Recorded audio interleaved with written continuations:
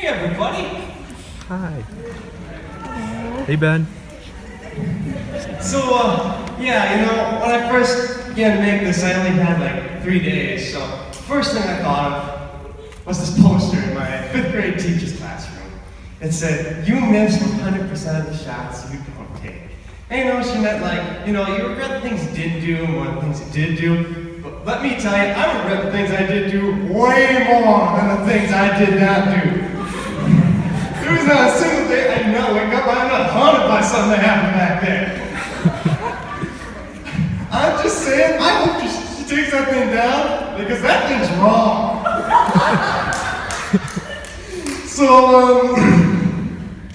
So you guys all heard about the United Airlines thing that happened this week, right? Yeah, well, for those of you who don't know, there was this flight that was overbooked, and nobody was going to get off the plane. Everybody was already boarded, so they did a lottery, and this one poor sucker was selected to be kicked off, and he didn't want to go.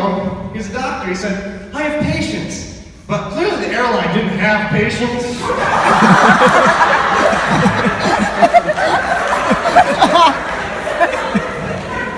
So they kicked him off the flight, and then that poor guy's in the hospital. My heart goes out to him.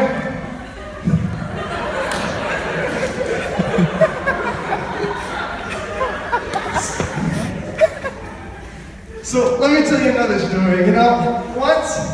I have these peacocks, and they've been my pets a long time. Once my mom's dog stood on the wall, he didn't come back. So the next day, I got on my bike. I was desperate to find him, so I went around pedaling, and I went to the fields and I just tried to call for him and went,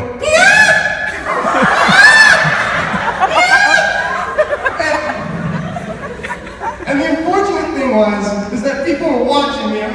This wasn't a time no one was out. I remember there was this family, and they were just sitting out on their porch, and I remember this guy stops me, and he says, "Boy, what are you doing making them crazy noises?" And I say, "I'm looking for my lost peacock, sir. Have you seen him?" And they're like, "Oh, this kid's crazy." I said, "Just tell me if you find him." And so they're literally laughing at me as I walk away, bike away. And then, I just keep going, into the fields, hoping to find a peacock. But you know what? There's this guy who's just standing in his front yard, just like this, just watching me. And I'm just like, great, another judger, another person to judge my peacock noises. And call me a complete lunatic. But you know what this guy says? He says, "Are you looking for a bluebird? This tall, makes those noises?" I'm like, "Yeah. Oh, he's sitting in the front yard. He's been there all morning."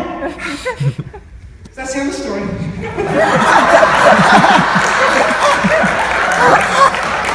Got my peacock back. So once I was at this prison camp, fine arts camp.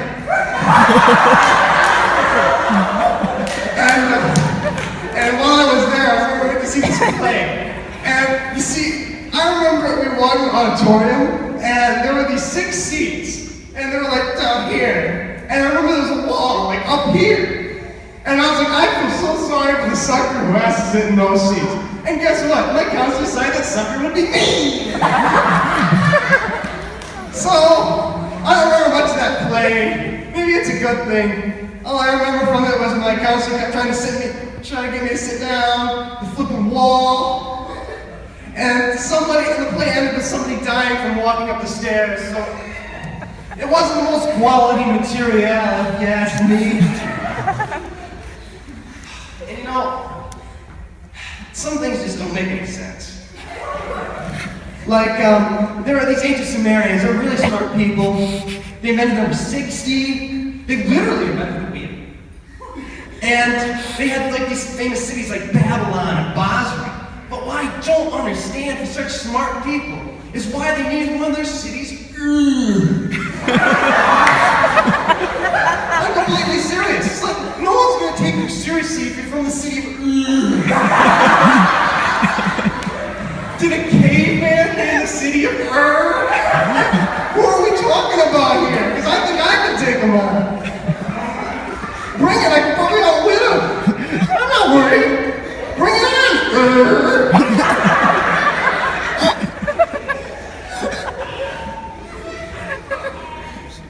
And you know, before I wrap up, the thing that just makes the least sense to me in life, at least in school, are the teachers who have the sign up in their room that says, all I ever need to know, I learned in kindergarten. And they're your 8th grade computers teacher.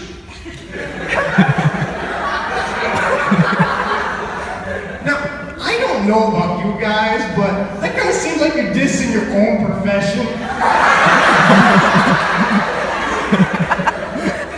I mean, I could say that all the comedians we need already passed away, but I could basically make a fool of myself. So, you know, I just look at these posters, I'm like, so basically we're telling little Jenny who's 6 years old, congratulations, you just graduated from kindergarten, here's your high school diploma, now go on the workforce, operate a big screen machine. And you know, when I think of things like that, I'm just like, wow, that was a bad mistake. It was similar to the mistake I worried about coming here tonight making, but I guess I can't use that as a joke anymore. Anyway, thank you guys. A wonderful audience.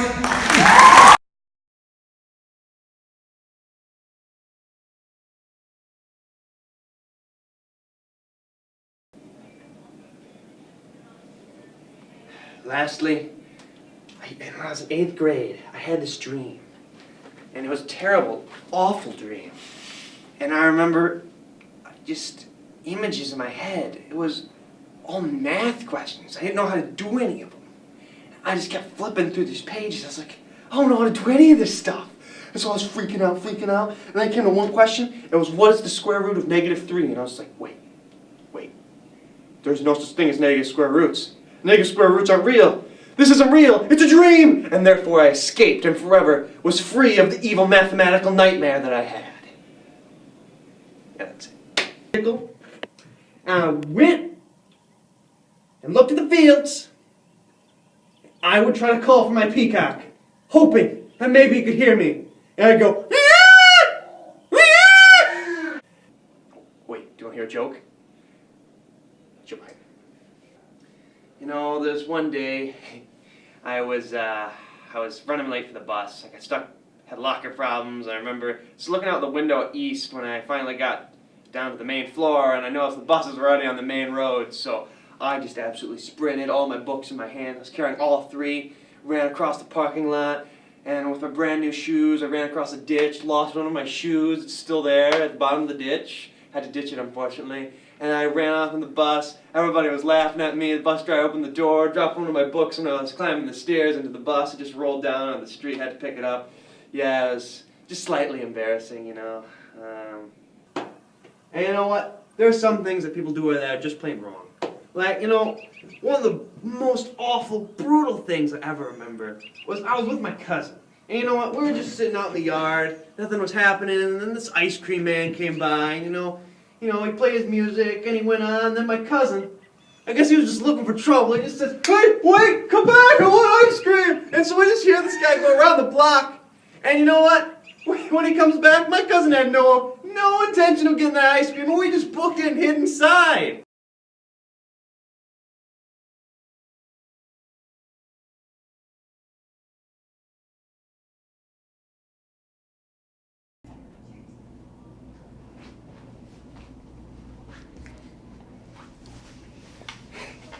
So, I was actually really nervous going into the whole stand-up thing. I mean, I had only a few days to write up a script, and even when it came my time to perform, it had been 2 weeks after my audition tape went through, which was in the attic of a barn.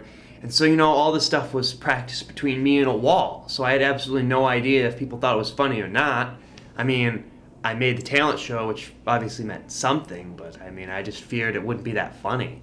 Because during the rehearsal, people thought it was at least modestly funny, so I was like, okay, I can see this through. But I made one small change to my act. Originally there was a joke in there about my cousin, an ice cream man.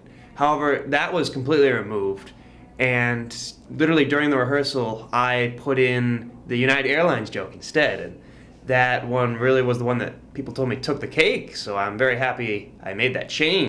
So, you know, Right before my act, I was super nervous, so I ran an entire lap around the auditorium.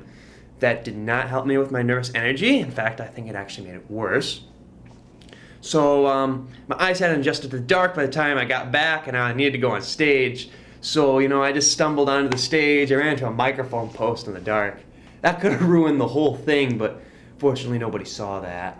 And then afterwards, I just remember stepping off that stage, and I was just like, wow, this is the best moment of my life. I may have not won the show, but it was definitely a victory in my book, and I would gladly do it again if I ever got the chance. And I am so glad that people actually want to watch this video. It really makes me happy. Thank you.